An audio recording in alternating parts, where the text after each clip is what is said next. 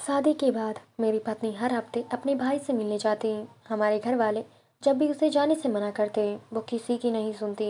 एक दिन मैं चुपके से उसके पीछे उसके मायके चला गया। नौकरानी ने जब दरवाज़ा खोला तो मैंने छुप कर उसके भाई के कमरे में झाँका तो मेरी चीख निकल गई, क्योंकि मेरी शादी जिस लड़की से तय हुई थी वो बहुत ही खूबसूरत थी। यह रिश्ता बहुत जल्दबाजी में हुआ था, इसलिए हम लड़की के घर वालों के बारे में ज़्यादा जांच पड़ताल नहीं कर पाए थे। बस हमें इतना पता था कि लड़की के माँ बाप नहीं हैं, बस उसका एक भाई है और वो भी शादीशुदा है। लड़की दिखने में बहुत अच्छी और पढ़ी लिखी थी, इसलिए हमारी शादी रोशनी से तय हो गई। कुछ दिन बाद मेरी और रोशनी की शादी बड़े धूमधाम से हुई। रोशनी दुल्हन बनकर हमारे घर आ गई। वो बहुत अच्छी थी। उसने आते ही हमारा पूरा घर संभाल लिया। मेरे माँ बाप की बहुत इज्जत करते और मेरा भी बहुत ख्याल करते। हम सब रोशनी से बहुत खुश थे, लेकिन उसमें एक अजीब सी आदत थी। कुछ भी हो जाए, वो हर हफ्ते अपने भाई से मिलने ज़रूर जाती थी, यानी कि अपने मायके जाते थे। शादी के शुरू शुरू दिनों में तो हम लोग इस बात पर ज़्यादा ध्यान नहीं दिए। जाना और नए रिश्तेदारों में बंधना किसी भी लड़की के लिए बहुत मुश्किल होता है, लेकिन शादी के 3-4 महीने के बाद भी वही रूटीन रही तो मुझे बहुत अजीब लगने लगा। चाहे वो कितनी भी बीमार हो, चाहे घर में कोई मेहमान आए या फिर ना आए, वो मायके हर हफ्ते ज़रूर जाती थी। मैंने उसे कई बार समझाया कि हर हफ्ते मायके जाना अच्छी बात नहीं है, और सबसे अजीब बात तो यह थी कि अगर मैं उसके साथ जाने को कहता तो वो राजी नहीं होती। वो अपने मायके अकेले ही जाना पसंद करती थी। ये सारी बातें मेरे दिल में उधल मचा रही थी। फिर मैंने सोचा कि इस हफ्ते जब वो भाई के घर जाएगी तो मैं उसके पीछे पीछे जरूर जाऊंगा और जाकर देखूंगा कि आखिर वो करती क्या है। एक दिन उसे जाना था तो उसने सुबह ही बता दिया था कि आज मुझे जाना है। अब चूंकि वह किसी के रोकने पर रुकने वाली तो थी ही नहीं, इसलिए मैंने उसे जाने की इजाज़त दे दी और मैं ऑफिस जाने के लिए निकल गया। लेकिन ऑफिस जाने के बजाय मैं एक जानने वाले की दुकान पर जाकर बैठ गया। मैंने देखा मेरे ऑफिस जाने के कुछ दिन बाद वो घर से निकली और ऑटो रिक्शे में बैठकर घर चली गई।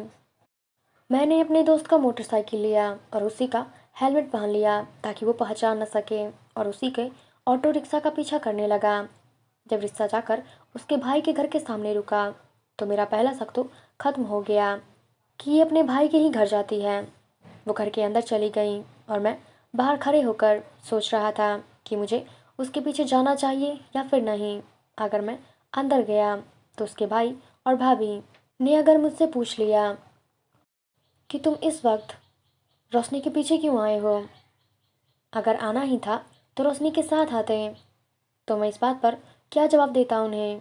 बहुत देर तक इसी बारे में सोचता रहा। आखिर कुछ सोचने विचारने के बाद मैंने उसके भाई का दरवाज़ा बजा दिया। सोचा जो होगा देखा जाएगा। उसकी नौकरानी ने जब दरवाज़ा खोला और वह देखकर मुझे हैरान हो गई। मैंने उससे पूछा कि घर में कौन कौन है, तो उसने कहा आपकी पत्नी। मैंने कहा भैया और भाभी नहीं हैं, तो उसने कहा नहीं, वो मुझे वहीं से वापस भेजना चाहती थी, लेकिन मैं उसे सामने से हटाकर अंदर चला गया। वो नौकरानी थी, इसलिए मुझे मना नहीं कर पाई थी। मैं जैसे ही अंदर गया मुझे एक कमरे से बात करने की आवाज़ आ रही थी। वो आवाज़ मेरी पत्नी की यानी कि रोशनी की थी। जैसे ही मैं ज़रा सा दरवाज़ा खोल कर देखा और अंदर झाँका तो अंदर का मंजर ने मेरा दिमाग हिला कर रख दिया था। यह सब देखकर मुझे अपनी पत्नी पर यकीन नहीं हो रहा था कि यह क्या मेरी पत्नी इतनी गिर सकती है। यह सब देखने के बाद चला गया और नौकरानी को सख्ती से मना किया कि तुम मेरे आने का खबर किसी को यहाँ पर नहीं बताओगी। नौकरानी भी घबराई हुई थी। उसने कहा साहब क्या हुआ। मैंने कहा कुछ नहीं, बस मैंने जैसा कहा तुम वैसा ही करना, नहीं तो मुझसे बुरा कोई नहीं होगा। मैं वहाँ से सीधा घर वापस आया और सोचने लगा आखिर मुझ में क्या कमी है कि मेरी पत्नी इस हद तक गिर गई है। बल्कि जो शक था वो यकीन में बदल गया। मैंने किसी से इस बारे में बात नहीं की। शाम को मेरी पत्नी वापस आ गई और वो बिल्कुल नॉर्मल थी, बल्कि वो तो आज हर रोज़ से भी ज़्यादा खुश नज़र आ रही थी। लेकिन मेरी आँख के सामने से वो मंजर नहीं हट रहा था, इसलिए मुझे उससे बात करने का दिल नहीं कर रहा था। मैंने तबीयत खराब होने का बहाना बना लिया और बिस्तर पर लेट गया। वो मेरे आगे पीछे फिरती रही, लेकिन अब मुझे कुछ भी अच्छा नहीं लग रहा था। वो मेरे आगे पीछे फिरती रही, लेकिन अब मुझे कुछ अच्छा नहीं लग रहा था। और उसका इस तरह मेरा और मेरे घर वालों का ख्याल रखना और ढोंगी नजर आने लगा था। कभी कभी मन में आता था कि शायद इसकी शादी मुझसे ज़बरदस्ती करवाई गई है, मैं इसे छोड़ दूंगा, वो इस ज़िंदगी से आज़ाद होकर अपनी दुनिया में खुश हो जाएगी। फिर सोचता कि नहीं, इसकी सच्चाई तो पता चले कि आखिर इसने ऐसा क्यों किया है। यही सब सोचते सोचते एक हफ्ता गुजर गया और मेरी ज़िंदगी में एक और मुझे चौंकाने वाला खबर मिला। यह खबर अगर नॉर्मल हालात में मुझे मिला होता तो मैं बहुत खुश होता, क्योंकि मेरी पत्नी माँ बनने वाली थी और मुझे उस बच्चे पर शक था कि शायद यह बच्चा मेरा होगा भी कि नहीं। फिर मैंने सोचा, पूरे 9 महीने अच्छे से रहता हूँ, इसे किसी भी बात का भनक नहीं लगना चाहिए कि मुझे उसकी काली करतूत का पता चल गया है। और फिर 9 महीने बाद जब बच्चा हो जाएगा तो डीएनए टेस्ट करवा कर पता कर लूँगा कि बच्चा किसका है। मेरे दिमाग में बस यही बातें चल रही थी कि आखिर उस दिन उस कमरे में कौन था। एक दिन जब मेरी पत्नी रोशनी मायके से घर वापस आई तो मैं उसके मायके गया। बस उसकी भाभी ही घर पर थी, नौकरानी तो वापस घर जा चुकी थी। बस उसकी भाभी घर पर थी। वहाँ बैठने के कुछ देर बाद उसका भाई आ गया। भाई एक हाथ से अपाहिज था, लेकिन अपाहिज होने के बावजूद भी उसकी रोजी रोटी के लिए नौकरी करता था। मुझे उसके भाई पर फख्र था और इसी वजह से मैं अपनी पत्नी को अभी तक छोड़ा नहीं था। नहीं तो उस कमरे में जो कुछ भी कर रही थी किसी भी मर्द के लिए बर्दाश्त से बाहर था। मैं उसे कब का छोड़ चुका होता, लेकिन उसके भाई के बारे में सोचकर रुक जाता कि कितनी मेहनत से वो अपना घर चलाता है और उसने अपनी सारी जमा पूंजी लगाकर धूमधाम से अपनी बहन की शादी की थी और उसकी बहन न जाने क्या क्या खेल खेल रही है। इसलिए मैं चाहता था कि मैं अपनी पत्नी के सारे करतूतों का अच्छे तरीके से पता लगाकर सारा सच सबूत उसके सामने जाकर रख दूँ कि बाद में मुझे पछताना ना पड़े कि बिना जांच पड़ताल किए मैंने अपनी पत्नी पर सवाल उठाया है। क्योंकि कहते हैं ना, कभी कभी आंखों से देखा हुआ झूठा भी हो सकता है। धीरे धीरे वक्त गुजरा जा रहा था। मैं अपनी पत्नी का बहुत ख्याल रखने लगा, क्योंकि अगर वो अच्छा होने का नाटक कर सकती है तो मैं भी कर सकता हूँ। मेरे घर वालों को लग रहा था कि मैं बच्चे की वजह से उसका बहुत ख्याल रखता हूँ। मेरे घर वाले भी उसका बहुत ख्याल करते थे। और सोचने वाली बात यह थी कि प्रेगनेंसी के दौरान वे अपने भाई के घर जाने से चूकती नहीं थी। वो हर हफ्ते अपने भाई के घर जाती और न जाने क्या क्या चक्कर था। मैं और मेरे घर वाले उसे कई बार मना कर चुके थे कि अभी इस हालत में मत जाओ, या अपने भाई से कहो कि वो आकर यहीं तुमसे मिल ले। लेकिन मेरी पत्नी रोशनी कहती, नहीं, मुझे जाना है, चाहे 1 घंटे के लिए ही जाऊं, लेकिन मुझे जाना ही है। कभी कभार जब रूटीन चेकअप के लिए डॉक्टर के पास जाते तो मुझसे कहते, आप घर चले जाएं, मैं भाई के घर जाकर हो आऊँगी। हैरत की बात यह थी कि अगर उसके घर वाले उससे इतना ही ज़्यादा प्यार करते थे तो उन लोगों का कोई फ़र्ज़ बनता है कि वो लोग इस हालत में उसका हालचाल लेने आ जाते। लेकिन वो लोग हमारे घर कभी नहीं आते थे। हाँ, कभी कभार किसी मौके पर आ जाते थे। मैंने उन लोगों से इस बारे में कई बार बात की कि आप ये लोग रोशनी से मिलने क्यों नहीं आ जाया करते हैं। तो उसका भाई कहता, बेटी के घर बार बार जाना अच्छी बात नहीं है। उसके भाई की बात सुनकर मुझे हैरत होती कि एक ही माँ बाप के 2 बच्चे, एक इतना अच्छा खानदानी कि छोटी छोटी बातों का ख्याल करता है, और एक इतनी घिरी हुई अपने भाई भाभी और अपने पति को धोखा दे रही है। मुझे इस बात का इंतज़ार था कि जो कुछ भी हो, मैंने अपनी पत्नी को आंखों से देखा है, या सच नहीं है तो क्या है। क्योंकि मेरी पत्नी को देखकर किसी भी अंदाज से यह नहीं लगता था कि वह मुझे पसंद नहीं करती है।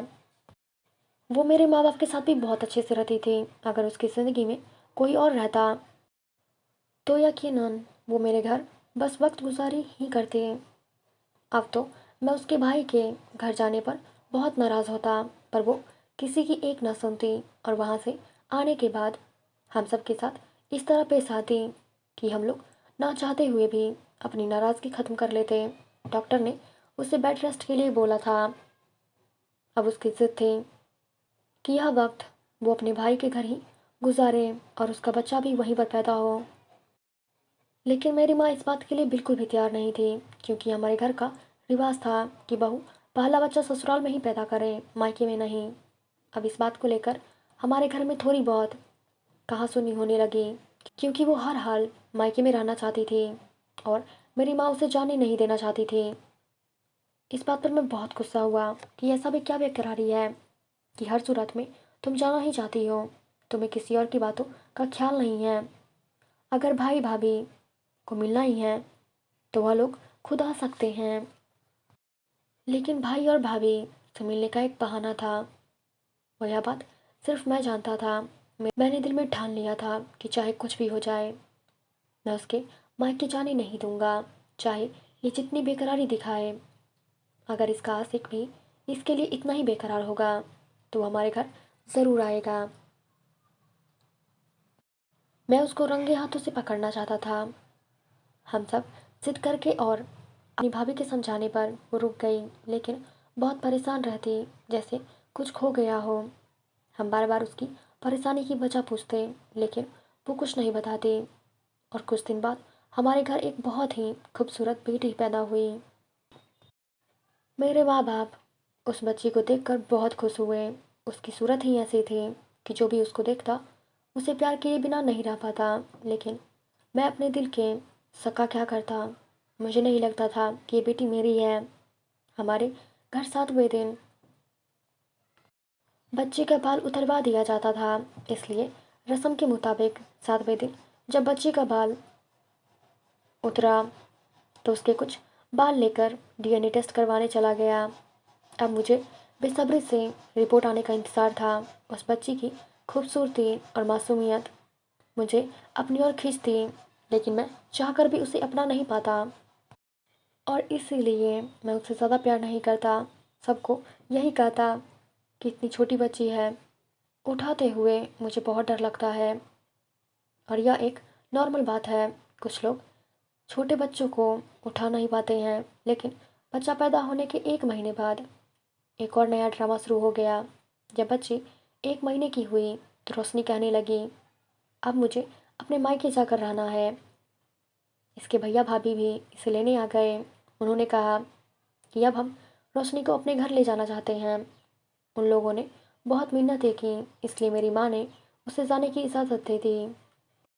जब रोशनी को पता चला कि उसे मायके जाने की इजाज़त मिल गई है तो वो ज़रूरत से ज़्यादा खुश थी। मैंने सोचा, मैं जो कुछ भी सोच रहा हूँ अगर वो सच है तो ये अपने मायके उस आशिक से मिलने जा रही है। ये सुकून मुझे जीने नहीं दे रहा था, इसलिए उसके जाने के तीसरे दिन ही मैं अपनी बेटी से मिलने के बहाने उसके मायके चला गया।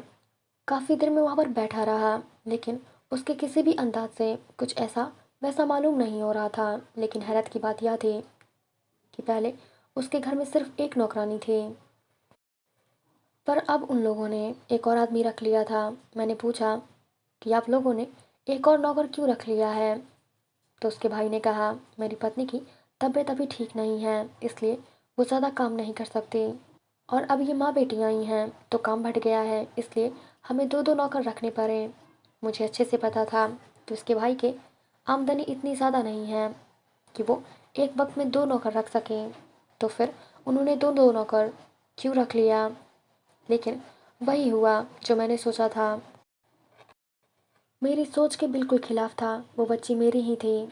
इस बात से मुझे तसल्ली मिल गई।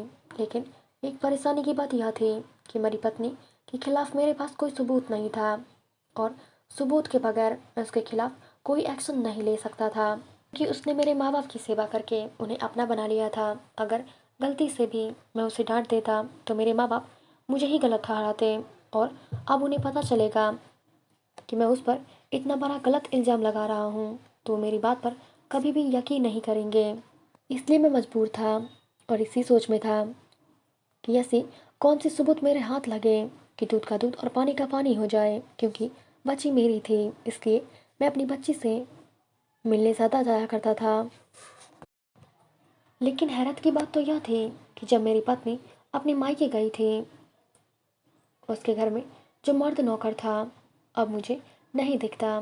मैंने इस बारे में जब अपने साले से पूछा तो उसने कहा कि वो नौकर बहुत कमज़ोर था, कोई भी काम ढंग से नहीं करता, इसलिए हमने उसे निकाल दिया।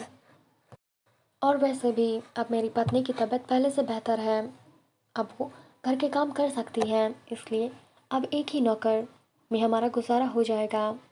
लेकिन मुझे चैन नहीं मिला, मुझे लगता था कि वो नौकर ही मेरी पत्नी का आशिक था। लेकिन हैरत की बात यह थी कि अभी तक अपनी पत्नी के खिलाफ कोई सबूत नहीं जुटा पाया था जिससे मैं उसे गलत साबित कर सकूं।